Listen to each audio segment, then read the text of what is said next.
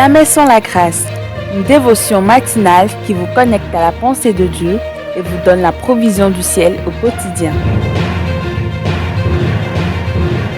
Bonjour chers amis, chers internautes, nouvelle journée, nouvelle provision. Bienvenue dans cette première dévotion de cette belle semaine après notre célébration de la résurrection de notre Seigneur Jésus-Christ.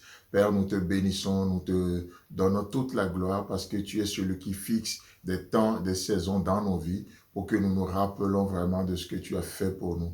Non seulement tu es mort, mais tu es ressuscité également pour donner un sens à notre foi. Bénis cette dévotion et merci de t'en servir pour ajouter une pierre à l'édifice de notre foi. Amen. Alors, chers amis, chers internautes, ce matin, permettez-moi d'aller encore un peu plus loin, d'ajouter au travers de cette dévotion, d'apporter une pierre à notre foi dans 2 Rois chapitre 7, le verset 9. Puis il se dit l'un à l'autre, n'oublions pas qu'il est question des 4 lépreux, n'est-ce pas?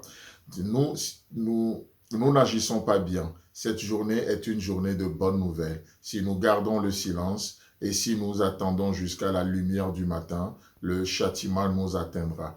Venez maintenant et allons informer la maison du roi.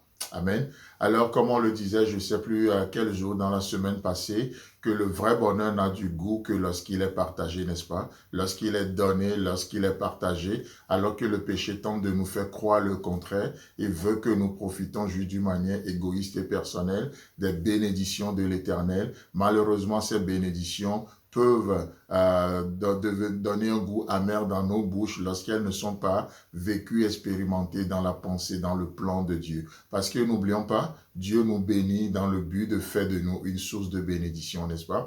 Et c'est pour ça que nous sommes appelés à partager cette bonne nouvelle que nous avons reçue, que nous avons entendue, la résurrection de notre Seigneur Jésus-Christ. Le fait que Christ est mort, il est ressuscité, il a donné un sens à nos vies. Le fait que en Christ, nous avons trouvé un sens, un trésor pour nos vies, nous sommes appelés à le partager. Pourquoi? Parce que aujourd'hui, combien de personnes encore sont sous l'oppression démoniaque, l'oppression de leur passé, l'oppression de leur expérience, alors que Dieu veut les délivrer. Et nous sommes placés dans ce monde pour apporter ce message d'espérance aujourd'hui autour de nous, dans nos familles, dans nos boulots, dans notre environnement, partout le Seigneur nous place. Mais combien parfois on peut voir les gens souffrir et on se dit, tant que ce n'est pas nous, on dit gloire à Dieu parce que ce n'est pas moi. Alléluia parce que ce n'est pas moi. Non, c'est pas bien. C'est pas du tout la pensée de Dieu. Vous voyez? Donc, dans la parole de Dieu, dans Ecclésiaste chapitre 5,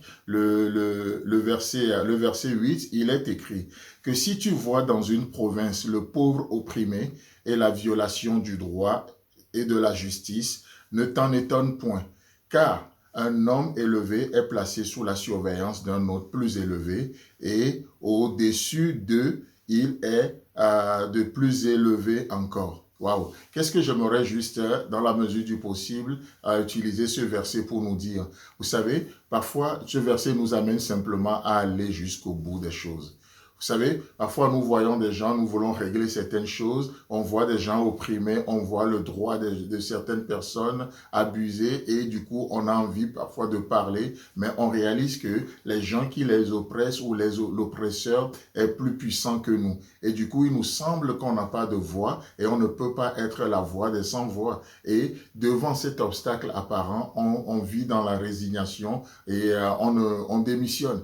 Mais ici, dans ce passage, la Bible nous dit que lorsque tu vois un homme élevé qui domine sur un autre, il y a un autre qui est aussi plus élevé que lui. Donc ça veut dire quoi? Ça veut dire que tu peux faire appel à ce dernier qui est plus élevé. Et ce qui est extraordinaire, c'est de voir que la fin du verset nous dit, et au-dessus des deux, il y a encore quelqu'un plus grand qui est plus élevé. Et qui est cette personne?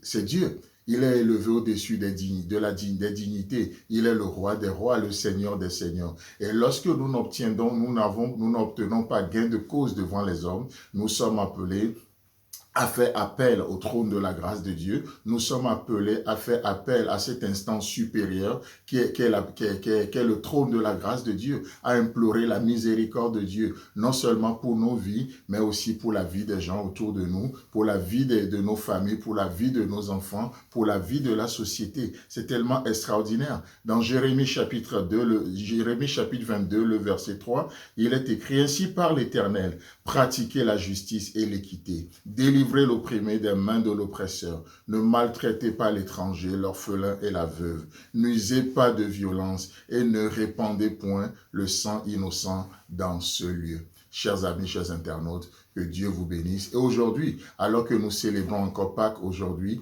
Pâques n'est pas une fête, mais Pâques nous donne une mission, celle de proclamer la bonne nouvelle, la nouvelle de la délivrance au nom puissant de Jésus-Christ. Amen. Si vous avez aimé cette émission, parlez-en à vos amis. Parlez-leur du message de la grâce et de ce qu'il fait dans vos vies. Pour un sujet de prière, une question ou pour devenir partenaire, contactez-nous au 00229 94 75 80 20. Que Dieu vous bénisse et à la prochaine. En attendant, pensez avec Dieu.